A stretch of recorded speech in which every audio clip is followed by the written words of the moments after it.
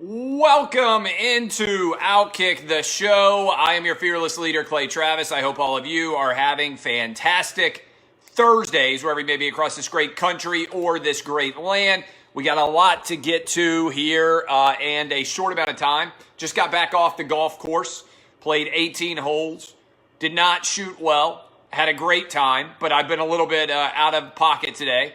Going to try to get out and golf more often, so that I can have a better chance of breaking 100 or breaking 90, as I would prefer, obviously, to do. But yes, even after 18 holes on the golf course, hair still looking good, haircut looking good. As I said yesterday, hate to brag or draw attention to myself, but I went to the gym, I got my haircut, and I went out to dinner. Today I golfed. I went and ate lunch at a restaurant.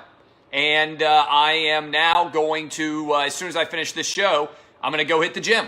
And that is a big part of the optimism that I think should be raining down upon the country.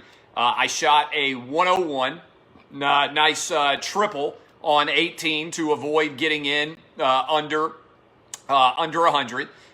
Solid performance by me. Now, to be fair, I played back from the tips, so I was playing way too far for my game.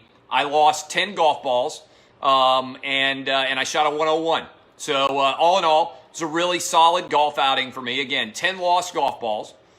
You know you're a strong golfer, by the way, when you walk into the golf course and you say in the pro shop, give me the cheapest golf balls that you've got, because I'm not leaving this course with them. I'm going to spray them into the rough. I'm going to put them into the water. I will say the one nice thing about having a little bit of money now is, before I had any money, I would go look for a golf ball like it was a gold bullion coin.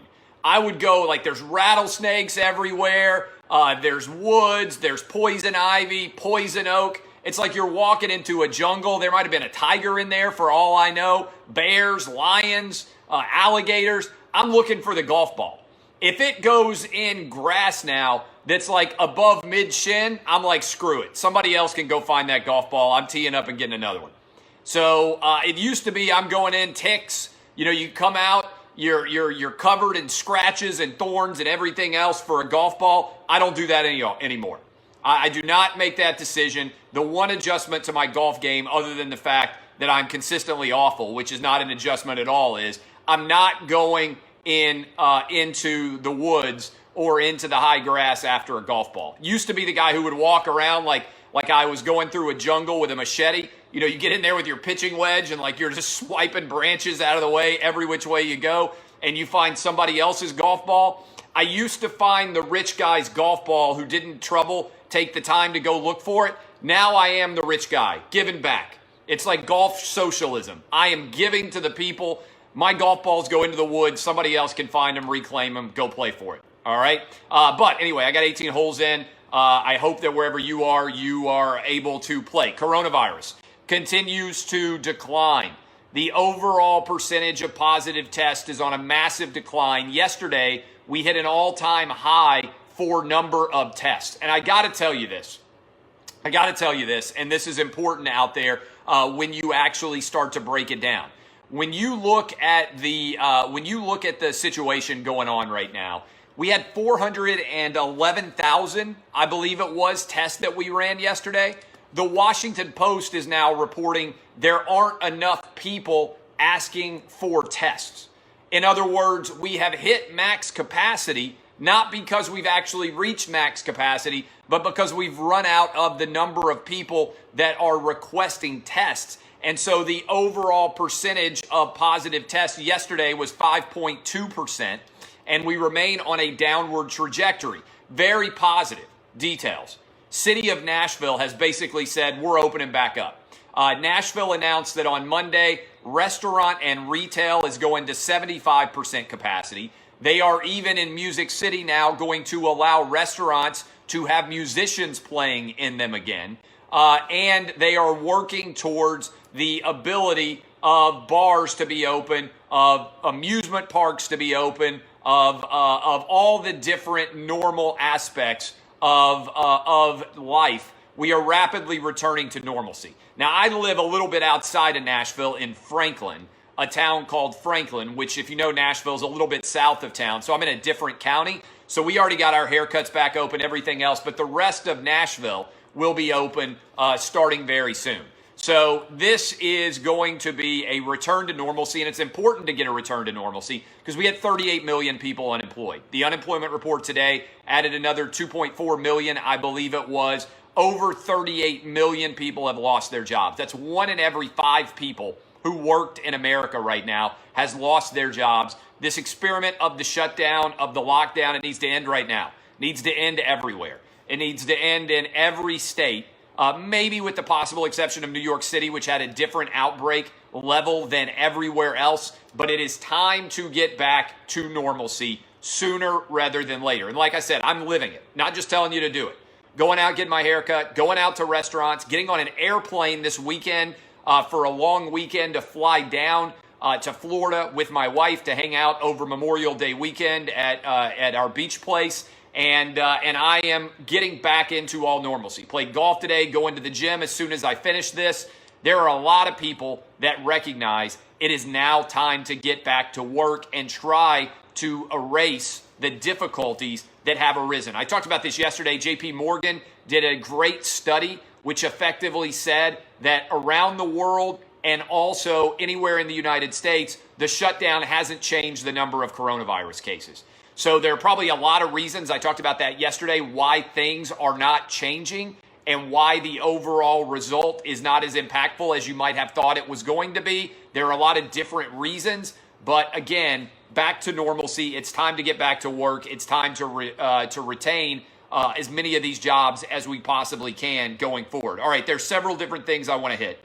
Tom Brady.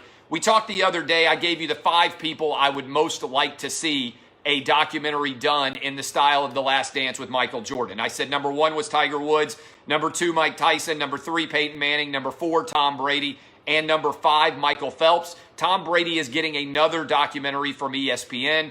They are going to do a Last Dance style documentary. He's done a couple of them. I'm intrigued to watch it. I don't know that it's going to be extraordinary, but he was on my list of the top 5. I'd like to see Peyton Manning. I'd most like to see Tiger Woods. I know the Golf Channel slash NBC has got an issue that they're doing with Tiger Woods, but I want him dealing with it all and talking about it all. Hopefully that's going to happen. Mike Tyson in the 2 spot here, and so we'll see what ends up happening. But Tom Brady, he's already done Tom versus Time. He's already done the Facebook documentary. I feel like he's been opening up a lot, but the success of The Last Dance has no surprise created a great deal of copycats there. Speaking of copycats, we got a huge contract drama going on down in Dallas. Dak Prescott was reportedly offered a $175 million deal. Chris Sims said that was true. Then a bunch of other NFL insiders came out and said, you know what, that's not true. Contract negotiations haven't gone forward. Here's what I would do. At this point in time, if I were Jerry Jones, I'm playing Dak Prescott under the franchise tag, and I'm not trying to sign him to a long-term deal. I think Dak is somewhere around the 16th best quarterback in the NFL. It's not bad, but I still haven't seen enough from him that I want to get locked into a bad deal. I think it's possible the Philadelphia Eagles are locked into a bad deal with Carson Wentz. I think it's very possible that the LA Rams are locked into a bad deal with Jared Goff. When I'm going to give a guy $30 million plus, I need to know that if he hit the open market, there would be tons of different teams beating his door down to sign him. How many people are convinced that Dak Prescott is a $35 million a year quarterback? I'm just not.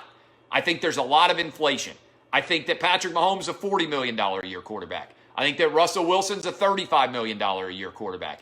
I think by and large, the number of guys that deserve $35 million in this league are really low. I think Aaron Rodgers, when he's at his apex, he's worth it. I think Tom Brady with the Tampa Bay Buccaneers, even though he's only making $25 million, I think it's a possibility that Tom Brady is worth $35 million this year. But I don't think there are very many of them at all. And so I believe that the Cowboys are in danger of committing way too much money to Dak Prescott. Not to mention, look at what happened with Alex Smith. You can give a guy a lot of money and then he gets injured and there's no relief. There's no ability to get out of that, even if there's a monstrous injury. That is something that I would be very concerned about with Dak, who's been very stable so far, and I loved watching him at Mississippi State. I'm a Dak fan. I'm just not a fan of paying him $35 million. I just am not. NFL rule changes. Did you guys see this? I absolutely love this idea.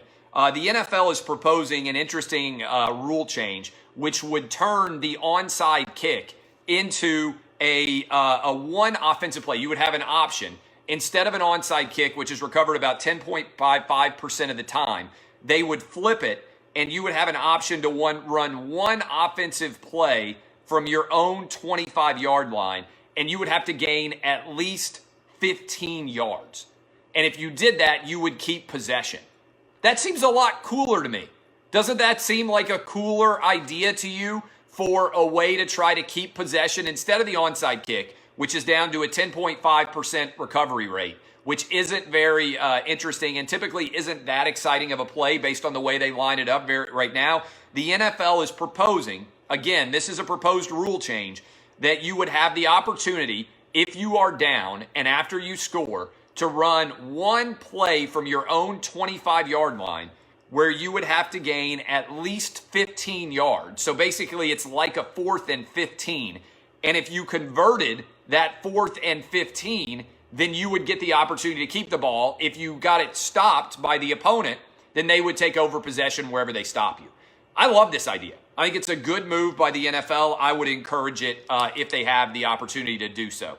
Also, finally, Tennessee Volunteer football remains on fire.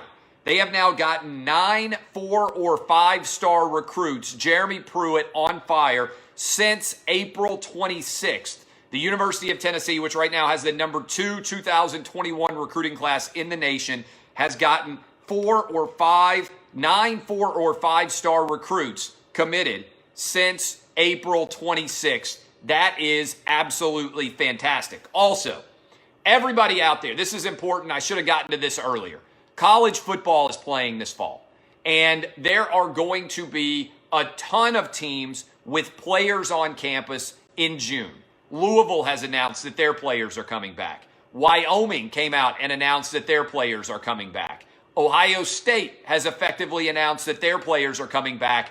All of the SEC schools come, I believe, by June 15th, will have every player back on campus training to get ready for the fall. We are going to move from, is college football going to happen? The answer has been yes for months, and I've been leading the charge that it was going to happen. A lot of people have disagreed. We are moving from going out and getting college football back to now the question becoming, and Ohio State talked about this, how many people can you fit into the stadium? But college football is going to happen. The SEC schools are going to be off and running, I believe, by June 15th, and they are going to announce very soon that everybody is going to be back on campus. Everybody's going to get online. I like the idea, by the way, that I'm seeing from a lot of campuses, South Carolina, North Carolina, Notre Dame, announcing they're starting school earlier and finishing the fall semester around Thanksgiving. Honestly, if I were in charge of football scheduling at all, the only thing I would think about is potentially bumping up the start of the season by a couple of weeks so college football could finish maybe even before Christmas. And I don't know whether the bowl games will happen. But that would be something that I would be looking into that could make a lot of sense. But I give credit. But if anything, if you look at the data, college football needs to start sooner rather than later. But I'm glad that they've shot down the stupidity of trying to play in the spring semester. College football is coming back. Everybody exult. All sports are going to be back, I believe, by July 4th. My name is Clay Travis. This has been Outkick the Show. I appreciate all of you. DBAP unless you need to SBAP. Tomorrow, Senator Pat Toomey from the great state of Pennsylvania will be live on Outkick. Again, Senator Pat Toomey, who's been pushing for the return of sports. He's been doing a great job trying to get as many facts as he can out there, and I believe that he's going to be an excellent guest. He's going to be on tomorrow at 8:20 Eastern. It should be pretty fantastic. I encourage you guys to all watch. If you enjoy this show, share it. If you don't see it all, audio goes up. You can search out Outkick on the podcast network, and you will be able to watch it there. I appreciate all of you. Kisses, DBAP, unless you need to SBAP. This has been Outkick the Show. I will see you guys tomorrow. Bye. Love you. Thank you, Facebook. See you guys.